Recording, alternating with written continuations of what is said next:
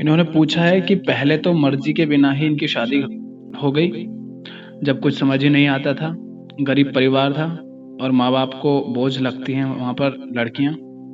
उसके बाद पढ़ाई भी छुड़वा दी। ससुराल वाले भी कहते हैं कि अपने घर से पैसे लाओ अगर पढ़ना हो तो, और घर वाले कहते हैं कि अपनी करनी खुद भुगतो।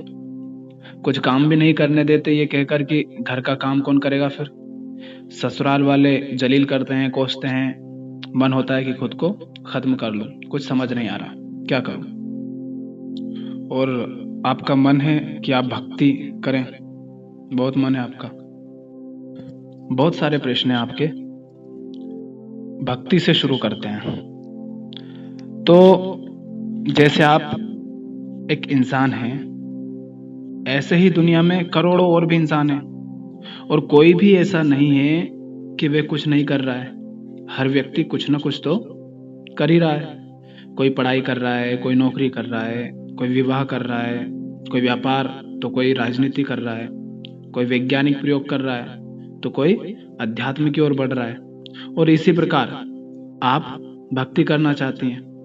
अब वो आप माता जी की करना चाहती है, किनकी करना चाहती हैं, पर आप भी भक्ति करना चाहते हैं। लेकिन कभी सोचा है कि इंसान ये सब करना क्यों चाहता है?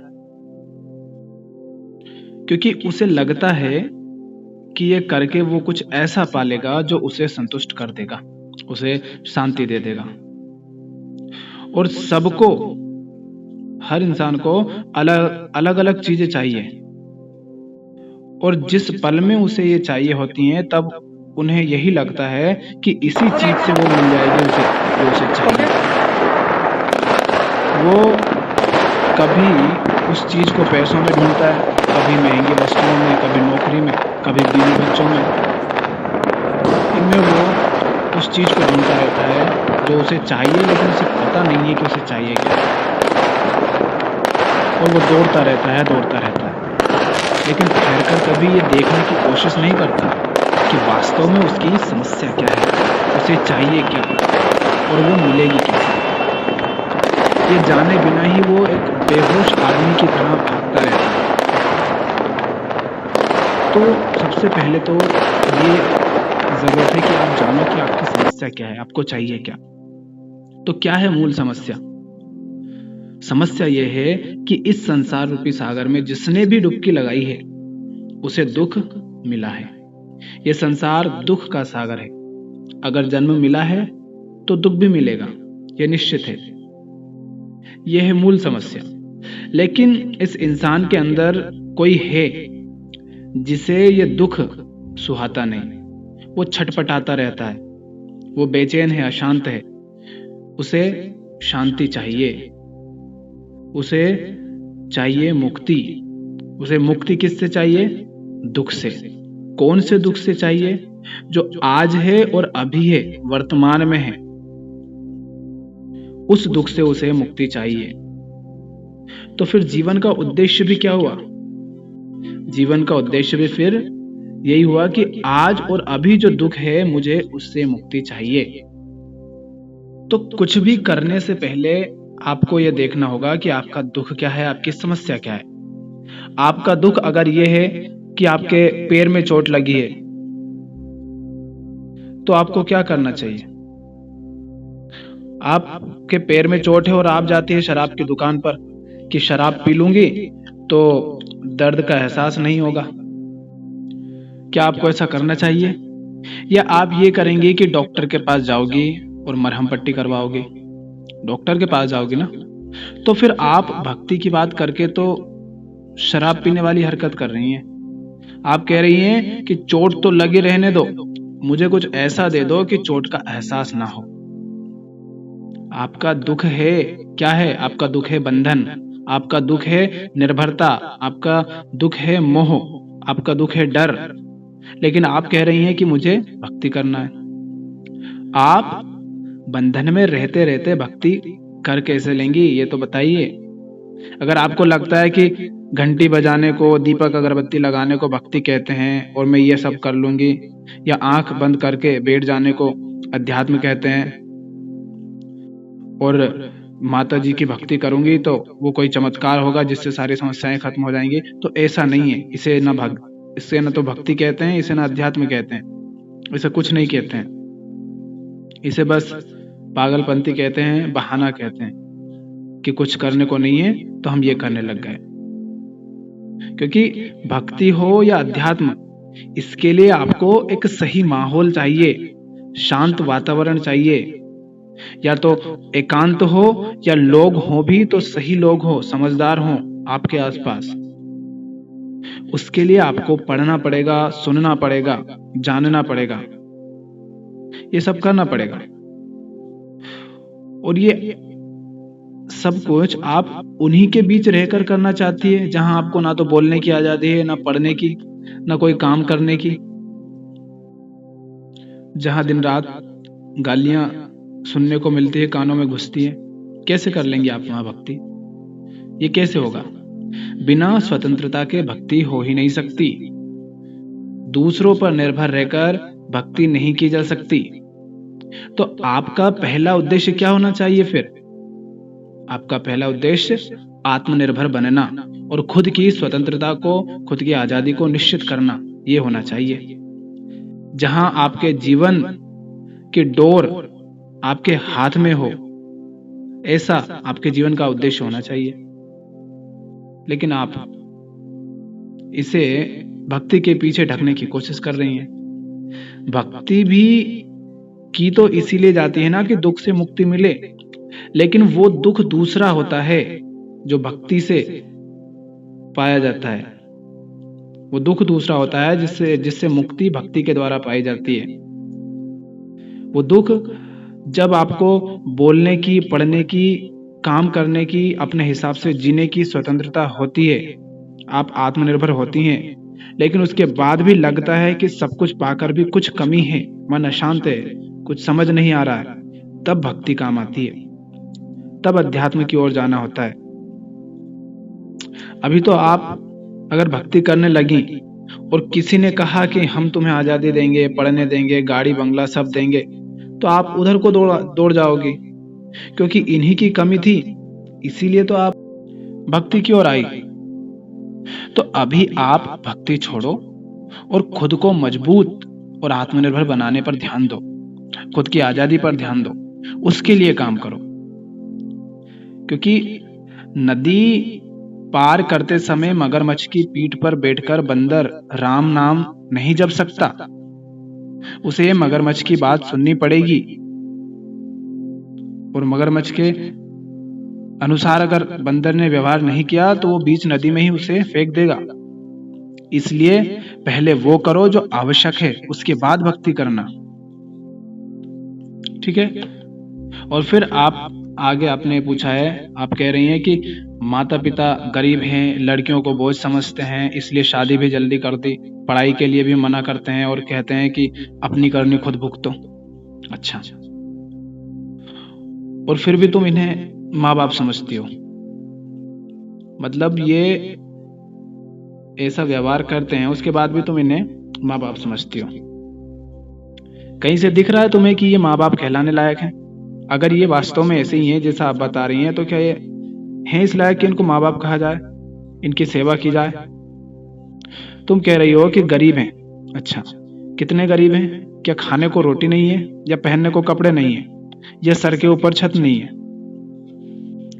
और क्या पूरे गांव में या पूरे शहर में सिर्फ तुम ही इतने गरीब हो? क्या इस देश में किसी की हालत ऐसी नहीं है? यहाँ बात गरीबी की नहीं है, गरीबी कुछ नहीं होती है, बात बस इतनी है कि दूसरों की तुलना में उनके पास कम है। नहीं तो जीने के लिए ज्यादा पैसों की आवश्यकता होती नहीं है। यहाँ पर दिक्कत यह है कि दूसरे के पास बड़ा घर है, तुम्हारे पास छोटा और कच्चा होगा। दूसरे के पास महंगी गाड़ी होगी, ज्यादा जमीन जायदाद होगी, तुम्हारे पास या तो गाड़ी नहीं होगी, या छोटी गाड़ी होगी, सस्ती गाड़ी होगी, कम जमीन जायदाद होगी। तो इसे गरीबी नहीं कहते हैं। गरीब होता कौन है? किसे कहते हैं गरीब? हर वो इंसान गरीब है जिसकी पाने की इच्छा अभी खत्म नहीं हुई, जिसके पास करोड़ों अरबों हैं लेकिन अभी भी इसलिए परेशान है क्योंकि एक ही शहर में उसका बंगला है, उसे 10 शहरों में बंगला खरीदना है, इसलिए वो परेशान है। तो ये गरीब है। अर्थात जो बहुत कुछ होने पर भी संतुष्ट नहीं है, वो हर इंसान गरीब है। और जिसके पास कुछ नहीं है या सिर्फ 2 वक्त की रोटी, 2 जोड़ कपड़े और सर पर टपकती छत है, लेकिन फिर भी संतुष्ट है, मगन है, वो दुनिया का बादशाह है। तो कौन हुआ अमीर गरीब? जो तुलना करेगा वो सदा गरीब ही रहेगा, और जो संतुष्ट है वो राजा बनकर जिएगा। और जरूरी नहीं है कि संतुष्ट होने के लिए झोपड़ी में ही रहा जाए। अगर कोई व्यक्ति ऐसा है कि वो बहुत कमा रहा है, लेकिन भोगने के लिए नहीं कमा रहा है, बस इसलिए कमा रहा है क्योंकि उसके पास क्षमता है, उसके पास इतनी ताकत है, समझ है कमाने की, तो वो कमा रहा है और वो उन पैसों को सही जगह पर इस्तेमाल कर रहा है। लेकिन उसे इस तरह का कोई मलाल नहीं है कि अभी उसके पास कुछ कमी है तो वह भी और कमा रहा है। नहीं, वो कमा रहा है क्योंकि वो कमा सकता है। वो अगर उससे कम कमाएगा तो भी अगर उसे कोई दिक्कत नहीं है, वो संतुष्ट है, तो वो भी अमीर है।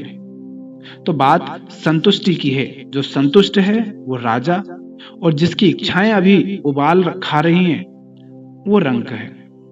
तो आप देख लो कि गरीब हो या अमीर।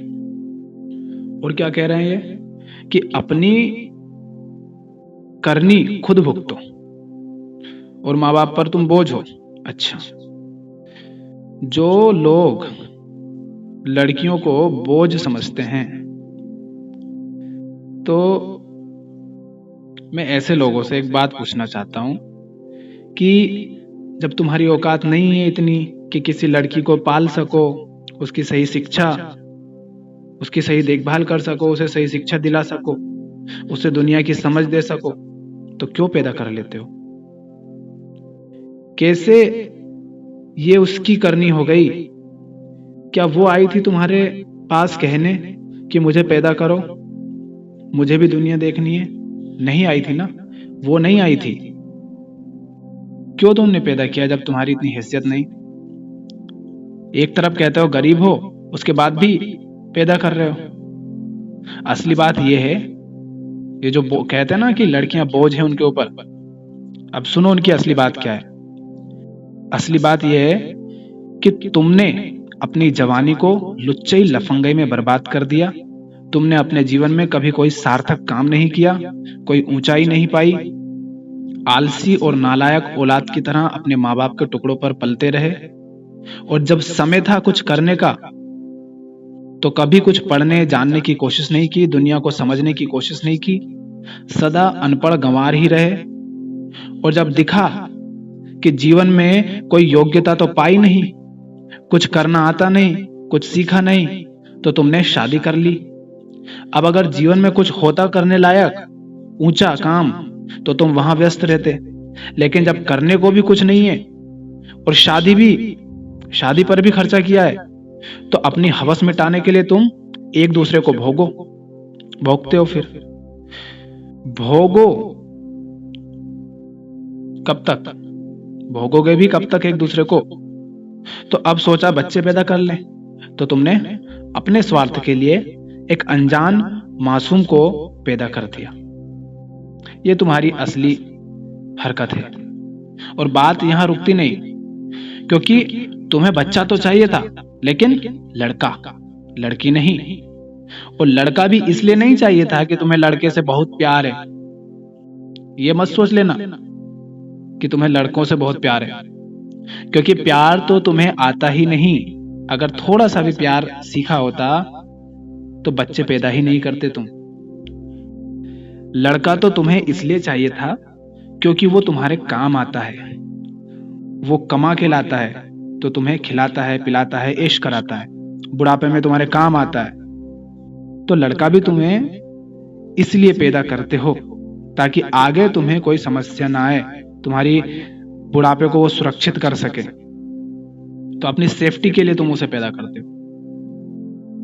ये जो अधिकतर माँ बाप होते हैं, बहुत कम होते हैं जो ऐसे नहीं होते, पर जो अधिकांश जो हैं वो ऐसे ही होते हैं। 1000 में से 995 माँ बाप अपने लड़कों की पढ़ाई पर इतना खर्च करते हैं वो इसलिए नहीं कर रहे हैं कि उनको प्यार है उससे, वो इसलिए कर रहे हैं कि जो हसरतें हमसे पूरी ना हो सकी वो बेटे के दम पर पूरी करेंगे।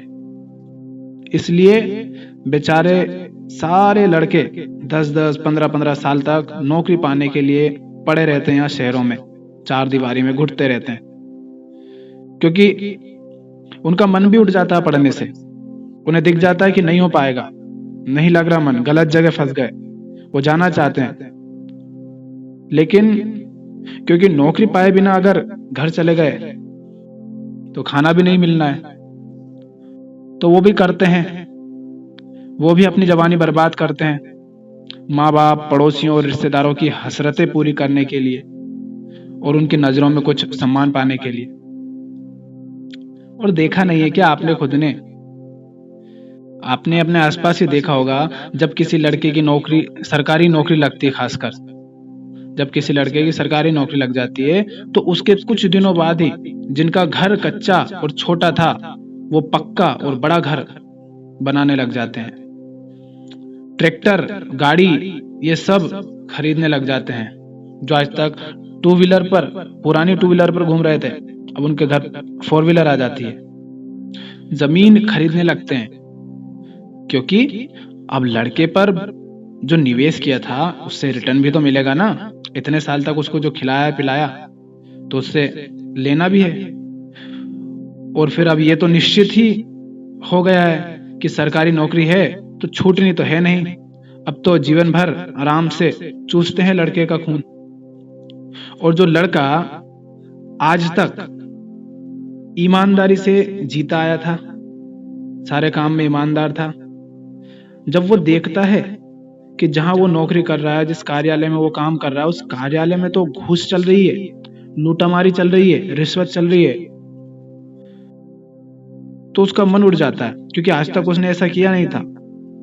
तो जैसे ही वो नौकरी बदलने या छोड़ने की सोचता है तो इधर से माँ बाप आंख दिखाने लगते हैं कि ये जो महल खड़ा किया है, ये जो ट्रैक्टर, ये जो गाड़ी, ये जो बंगले बनाए अपन ने, ठीक है, और ये जो घर पर खर्च किया है, ये जमीन जायदाद खरीदी है, ये सब क्या तेरा बाप चुकाएगा? तो बेचारा ईमानदार लड़का भी फिर वही सब करने लगता है जो बाकी कर्मचारी करते हैं। फिर जनता कहती है, सुनते हो ना तुम, कि सरकारी कार्यालयों में तो लूटामारी चलती है, रिश्वत चलती है। चलेगी नहीं तो क्या करेंगे, तुम्हारी ही तो देन है, अब भुगतो। तो लड़का पैदा हो ऐसा चाहने वालों की भी असली हकीकत ये है। लेकिन मुसीबत तब और ज्यादा हो जाती है जब आपको चाहिए था लड़का और पैदा हो गई लड़की, और तुम इतने कमजोर, इतने अनपढ़ और गवार, डरे हुए मध्यम वर्गीय इंसान हो कि समाज के खिलाफ जा नहीं सकते। तो समाज जैसा चलता है तुम भी फिर वैसे ही चलते हो, और समाज के खिलाफ जाने की तुम में हिम्मत है नहीं, ना तुम्हारे पास इतनी ताकत है, तो तुम्हें भी समाज के अनुसार ही फिर चलना पड़ता है। तो ऐसे लोग जिनको लड़की की जगह लड़की पैदा हो गई, वो जब देखते हैं कि समाज में तो लड़की को पराया धन समझा जाता है, वो तो शादी के बाद दूसरे घर चली जाती है, तो फिर तुम ना तो उसकी पढ़ाई पर ज्यादा ध्यान देते हो, ना उसे दुनिया की समझ देते हो, क्योंकि समाज में तो महिलाओं का काम बस रोटी बनाना, कपड़े धोना, झाड़ू पोछा करना, बर्तन धोना और बच्चे पैदा करना है, और ऊपर से उसकी शादी पर भी तो खर्च करना है, उसकी शादी भी तो करनी है, उसका खर्च उठाना पड़ेगा। समाज दहेज देता है तो उसका खर्च भी तुम्हें उठाना पड़ेगा, क्योंकि तुम तो समाजवादी हो ना, समाज के अनुसार चलते हो। तो समाज के अनुसार तो एक लड़की की कुंडली, उसका भाग्य ऐसा ही है, और जैसे ही तुम ये देखते हो तो तुम सर पे हाथ रख के रोते हो कि एक और बोझ पैदा हो गया। तो अब तुम मुझे ये बताओ कि इन सब में उस लड़की की मर्जी कहां पर है, कहां वो आकर कह रही है कि मुझे पैदा करो?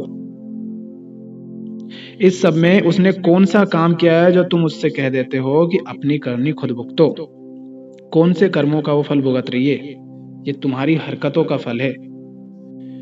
तुम उसे पराया धन कहकर, बोझ समझकर कितनी आसानी से अपनी जिम्मेदारियों से, अपनी मूर्ख हरकतों से मुंह फेर लेते हो, है ना? उसके बाद वो जीवन भर एक घर के अंदर 4 दीवारी में खाना, झाड़ू, पोछा, बर्तन यही सब करती रहती है, बच्चे पैदा करती है ताकि तुम्हारा खानदान जिंदा रहे, और अत्याचार सहती रहती है। तुमने ये जो ऐसे लोग हैं अनपढ़, और आजकल तो मैं देख रहा हूं कि 20-20 साल के लोंडे शादी कर रहे हैं, जिनको हिंदी का का खा गा नहीं आता, वो शादी कर रहे हैं, और अगले 1-2 साल में फिर बच्चे उनके घर पे आ जाते हैं। तो ये वही लोग हैं जो बाद में बूढ़े होते हैं और बाबू बन जाते हैं, ताऊजी बन जाते हैं। इस समाज ने और तुमने अपनी इन हरकतों की वजह से देश की आधी आबादी को 4 दीवारों में कैद करके रख दिया। और जब उसे, वो जो महिला है, जब उसे दुनिया का कुछ पता नहीं, तो जिन बच्चों को वो जन्म देती है, जो बचपन में अपने 10-15 वर्ष अपनी माँ के साथ ही बिताते हैं, उनको भी वो कुछ सिखा नहीं पाती है, क्योंकि उसे खुद नहीं आता, तो वो उनको क्या बताएगी? फिर वो बच्चे भी कमजोर, मंदबुद्धि रह जाते हैं। फिर तुम कहते हो कि हमारा देश इतना पीछे क्यों है? रहेगा नहीं तो क्या करेगा? तुमने हरकतें ही ऐसी की है। तुम्हें समझ ही नहीं आ रहा है कि एक लड़की को ना पढ़ाकर तुम सिर्फ उसी का नहीं, बल्कि आने वाले बच्चों का और पूरे देश का कितना बड़ा नुकसान करते हो। ये तुम्हें समझ ही नहीं आता, क्योंकि तुम खुद गंवार हो। तुम्हें यह अधिकार दिया किसने कि किसी बच्चे का भविष्य तुम अपने अनुसार निर्धारित करोगे? पढ़ना है कि नहीं पढ़ना है, कब शादी करना है, किससे शादी करना है, किसने अधिकार दिया तुमको कि तुम किसी से भी उसकी स्वतंत्रता छीनो? और उसके बाद तुम्हें ये अधिकार किसने दे दिया? कैसे मिला ये अधिकार कि उसका इतना शोषण करने के बाद भी तुम उससे उम्मीद रखो कि वो तुम्हारी सेवा करे, तुम्हारा सम्मान करे? तुम कह रहे हो कि काम करेगी तो हमारी सेवा कौन करेगी? तो ये अधिकार कैसे मिल गया तुम्हें? तुम अगर समझदार और काबिल इंसान होते तो तुम्हें अपनी सेवा के लिए किसी और की आवश्यकता ही नहीं होती। तुम्हारी ये आवश्यकता से ही निश्चित होता है कि तुम जाहिल, गवार, लुच्चे, लफंगे, बेईमान और मतलबी इंसान हो। बच्चे पैदा कर दिए, इसका मतलब ये नहीं है कि तुम माँ बाप कहलाने लायक हो गए, सम्मान के पात्र हो गए। तुम घटिया इंसान हो, और अगर तुम ऐसे हो तो तुम माँ बाप कहलाने लायक नहीं हो। और जो ऐसा नहीं है, जो सच में बच्चों की परवरिश अच्छे से करते हैं, उनको मेरा धन्यवाद। आप दूसरों को भी सिखाएं फिर। और जिन लड़कियों को लगता है कि नहीं, हमारे माँ बाप तो बहुत अच्छे हैं, जितना पैसा चाहिए उतना दे देते हैं, हर ख्वाहिश को पूरी करते हैं, हम तो कुछ नहीं करते, दिन रात मस्ती करते हैं, हमें तो जरूरत ही नहीं कुछ करने की, सीखने की, कुछ योग्यता पाने की। अगर ऐसा लगता हो तो जरा अपने आसपास नजरें घुमा लेना, देख लेना उन सबका जीवन जो पहले तुम्हारे ही जैसे ही जी रही थी, कि क्या हाल है आज उनका। अगर वास्तव में माँ बाप सही है तो बहुत अच्छी बात है, लेकिन अगर वैसा नहीं हुआ जैसा तुम सोच रही हो, तो फिर फर्क बस इतना होगा कि गरीब घर की लड़की का शोषण कच्चे मकान में होता है, और तुम्हारा शोषण महल के अंदर महंगे गहने पहनाकर एसी वाले कमरों में, किचन में, हॉल में होगा। और उस महल में एशियन पेंट होगी, अल्ट्राटेक सीमेंट होगी, इतनी मजबूती होगी उसकी कि आवाज दोगी तो भी बाहर, महल से बाहर नहीं जा पाएगी। तो देख लेना ये सब अच्छे से, इतनी बड़ी दुनिया है तुम्हारे सामने देखने की। अगर अपने आप को इस भ्रम में पाल रखा है कि हमें तो कुछ करने की जरूरत नहीं है, तो इसलिए मौज मारते ही मत रह जाना, हुस्न को ही सजाते मत रह जाना, योग्यता भी हासिल कर लेना, दुनिया को जान लेना, समझ लेना, नहीं तो ये दुनिया खा जाएगी। अपने पंख खुद तैयार करना ताकि खुद उड़ सको। और जो माँ बाप हों वो थोड़े समझदार हो जाओ, या तो बच्चे पैदा मत करो या फिर समझदार होकर फिर करो। तुम्हें क्या लगता है कि बस बच्चे पैदा कर देने से तुम इस लायक हो गए कि तुम्हें सम्मान दिया जाए, तुम्हारी सेवा की जाए? अरे बच्चे तो एक जानवर भी पैदा कर देता है। पक्षी भी अपने बच्चों के लिए चोंच में भोजन भरकर लाकर उसे खिलाता है। तुमसे तो वो पक्षी अधिक समझदार है कि वो अपने बच्चे को कम से कम उड़ना तो सिखाता है, और फिर अपने अपने रास्ते हो लेते हैं दोनों। क्या तुम इतने गिरे हुए हो कि एक पक्षी भी तुमसे अधिक समझदार है? गंदगी के ढेर में पड़ा हुआ कीड़ा भी बच्चे पैदा कर लेता है। इसमें कौन सी बात है जिसके लिए तुम्हें सम्मान दिया जाए? दो पागल औरत आदमी को छोड़ दो, वो कर लेंगे बच्चे। इसलिए क्या वो माँ बाप हो गए बच्चे पैदा करने से? पैदा करने से पहले खुद इस काबिल बनो कि उस बच्चे को संभाल सको, उसकी सही शिक्षा दिला सको, उसे दुनिया की समझ दे सको। अगर ऐसा नहीं कर सकते तो मत करो पैदा। और आज तो वैसे भी जनसंख्या बहुत बढ़ गई है, बहुत समस्याएं हो रही है इतनी जनसंख्या बढ़ने की वजह से। तो आज का सबसे सही और महान माता पिता तो वही होंगे जो संतान पैदा ही नहीं करेंगे। आज जो भी बच्चा पैदा करेगा या कर रहा है वो माँ बाप नहीं है, वो पाप कर रहा है, वो पापी है, इस पूरी दुनिया का गुनहगार है। और जो आज बच्चे पैदा नहीं कर रहे हैं वे सबसे बड़े और सबसे महान लोग हैं, सम्मान के पात्र हैं। तो आज के बाद जो भी बच्चे पैदा करे तो समझ लेना कि ये गुनहगार है, ये पापी इंसान है, उसको सम्मान देने की कोई आवश्यकता नहीं है। तो यही सारी वो असली वजह है जिसकी वजह से एक लड़की माँ बाप को बोझ लगती है। और अगर किसी भी लड़की के साथ ऐसा होता है तो मुझे नहीं लगता कि वो ऐसे घटिया लोगों को अपने माता पिता कहकर भी पुकारे। कोई आवश्यकता नहीं है ऐसे लोगों की सेवा करने की जिनके लिए तुम बोझ हो जाओ। पैदा करो, उसके बाद बोझ हो गई और उसके बाद अपनी करनी खुद भुगतो। ये माँ बाप थोड़ी नहीं होते, ये राक्षस होते हैं। और तुम भी अब बच्चे नहीं हो, जवान हो, तो खुद अपने दम पर जियो, मेहनत करो, सही काम करो, दूसरों से तुलना मत करो और अपने खर्चे कम रखो, खुद कमाओ, किसी के दबाव में रहने की कोई आवश्यकता नहीं है। और यही सारी बातें ससुराल वालों पर भी लागू होती है। किसी को अधिकार नहीं है कि वो तुम्हें जलील करे, कोसे, गालियां दे। यहाँ तो इन्होंने तुम्हें पैदा भी नहीं किया है, फिर भी सारा काम करती हो, उसके बाद भी अगर कुछ करने का, बोलने का अधिकार नहीं, तो क्या जरूरत है ऐसे लोगों की इतनी बकवास सुनने की? अगर कोई शरीर में या उम्र में बड़ा है तो इससे वो सम्मान का पात्र नहीं हो जाता। इससे उसे कोई अधिकार नहीं मिल जाता कि तुमसे वो कुछ भी कहे, कुछ भी करे। इंसान का सम्मान करो उसके ज्ञान के आधार पर, उसकी समझ, उसकी चेतना की ऊंचाई के आधार पर।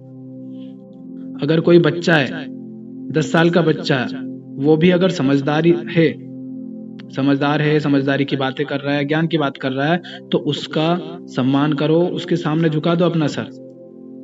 लेकिन कोई है 70-80 साल का बुढ़ऊ, सास ससुर के नाम पर हो, चाहे बुआ हो, ताऊ जी हो, काका जी हो, मामा जी हो, कोई भी हो, जिसने अपने जीवन में सिर्फ 3 काम किए हैं। खाने घुसेड़ने के लिए ही कमाया है, हमेशा 8-8, 10-10 घंटे सोया है और बच्चे पैदा किए हैं। तो ऐसे घटिया इंसान का न सम्मान करने की आवश्यकता है और न ही उसकी बकवास सुनने की आवश्यकता है। तुम भी एक इंसान हो, तुम्हारे पास भी शरीर है, उसमें चेतना है, उसे दुख होता है, तुम तो उसकी सुनो, उसे शांति चाहिए। है कोई तुम्हारे अंदर जो उड़ना चाहता है, जो स्वतंत्र रहना चाहता है, उसे उड़ने दो। ये जो कहते हैं कि बहू तो कलंक है हमारे घर के लिए, हमारी तरक्की होना रुक गई है, गंवारो, अपनी कमजोरियों को क्यों दूसरों पर थोपते हो? किसने रोका है तुम्हें तरक्की करने से? अगर वो लड़की पढ़ेगी तो तुम्हारी तरक्की में तुम्हारा साथ देगी या कलंक बनेगी? तरक्की को तो तुमने खुद ने रोक रखा है और इल्जाम लगाते हो उस पर। कलंक तो तुम खुद बन चुके हो,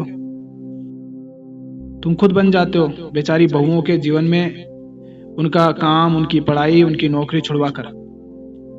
लेकिन वही तुम्हारी पुरानी आदत है, अपनी जिम्मेदारी कहाँ स्वीकार करते हो? उस इंसान को किसी की भी सुनने की आवश्यकता नहीं है जो खुद जागरूक है, समझदार है। तो अपने आप को जागरूक, समझदार, शक्तिशाली, ताकतवर, आत्मनिर्भर बनाओ। जब लगे कि कोई ऊपर चढ़ने की कोशिश कर रहा है तो मौत को याद कर लेना कि 60-70 साल का जीवन है, आधा तो बीत ही गया है, हमेशा यहाँ रहना नहीं है। जब मौत आएगी तो ना कोई नाता काम आएगा, ना कोई रिश्ता काम आएगा, कुछ काम नहीं आएगा। तो देख लेना कि किसी घटिया इंसान से डर कर जीना है या खुद अपने दम पर स्वतंत्र जीना है। जो भी ऐसी स्थिति में फंसे हो, उनके पास दो ही रास्ते हैं। एक, या तो जैसे अभी तक घुट घुट कर, डर डर कर, रो रो कर जीते आए हो, वैसे ही जीते रहो, जिंदा लाश की तरह, और एक दिन उस लाश को भी जला दिया जाएगा, राख बन के उड़ जाएगी। या फिर दूसरा रास्ता है कि साहस और हिम्मत के साथ पूरी ताकत से खुद के व्यक्तित्व का निर्माण करो, स्वतंत्र होकर जियो। पहला रास्ता अपनाओगे तो तुम्हारी हालत उस पक्षी से भी बुरी हालत हो जाएगी जिसका स्वभाव तो आसमान में उड़ना है, स्वतंत्र आसमान में उड़ना है, लेकिन मालिक उसे पिंजरे में ही दाना पानी दे देता है तो वो अब कोशिश भी नहीं करता पिंजरे से बाहर जाने की, और उड़ना भी भूल जाता है। तो तुम भी ऐसा ही कर सकते हो, लेकिन मौत तो तब भी आनी है। या फिर दूसरा रास्ता अपनाओ, खुद जियो, खुद कूद जाओ अपनी आजादी की लड़ाई में। अगर जीत गए तो एक आजाद और सुकून से भरा, मेहनत भरा सही जीवन जिएंगे, और अगर मौत मिली तो उस मौत से तो बेहतर ही होगी जो गुलाम बनकर जीने के बाद मिलती। युद्ध में खुद को हारता देख सैनिक अगर वापस लौट जाए तो वो खुद के राजा के हाथों मौत पाएगा, कायर भी कहलाएगा। इससे अच्छा तो ये होता कि पूरी ताकत से रणभूमि में लोहा लेता। अगर जीत मिलती तो सम्मान और पुरस्कार दोनों मिलते, अगर मौत मिलती तो वीरगति कहलाता, शहीद कहलाता। तो अब देख लो कि तुम्हें अपने जीवन को कैसे जीना है। जीवन तुम्हारा है, निर्णय भी तुम्हारा है, और जिम्मेदारी भी तुम्हारी ही है, चुनाव भी तुम्हारा ही है। और मर जाने से कुछ नहीं होता है। तुम कह रहे हो कि जीवन खत्म करने का मन होता है, तो कुछ नहीं होगा उससे। स्वामी विवेकानंद ने तो कहा है कि आत्महत्या सबसे बड़ा पाप है। पता है क्यों? क्योंकि आत्महत्या करने वाला व्यक्ति जीवन के उस सौंदर्य से चूक जाता है जिसे पाने की उसमें भी पूरी संभावना थी। तो जीवन को खत्म करना कोई सही काम नहीं है। तुम्हें आज बैंगन भरता नहीं, आत्मनिर्भरता चाहिए। तुम्हें भक्ति नहीं, शक्ति चाहिए। देख लो अब तुम्हें क्या करना है और कैसे जीना है।